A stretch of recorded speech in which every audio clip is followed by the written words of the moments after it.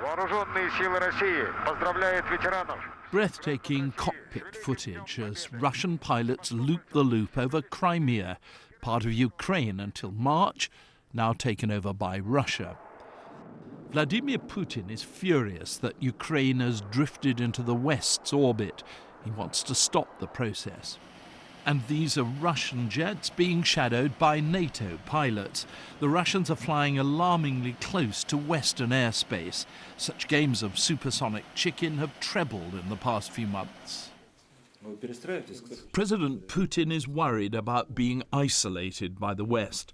The Russian news agency TASS put out an interview with him today in which they asked him if he was thinking of constructing a new Iron Curtain. No, and we will not. We understand how fatal the Iron Curtain was. Both we and other countries have had periods in their history when they tried to fence themselves off from the rest of the world, and they paid a high price for it. We will definitely not go down that path. But Mr. Putin's hostility to the West is affecting ordinary Russians. At a conference at Moscow's Second World War Museum, none of these veterans would be interviewed by us. They refused to be part of Western propaganda, they said. The speaker tells them that only one country can stand up to American aggression, Russia, the nation which defeated fascism. But rhetoric aside, how serious is the Russian threat? A more objective view comes from a former senior officer of the Russian military general staff. Russia can't conduct offensive operations against NATO, though it's able to carry out defensive operations on its border. Russia is much weaker than the West in terms of military forces.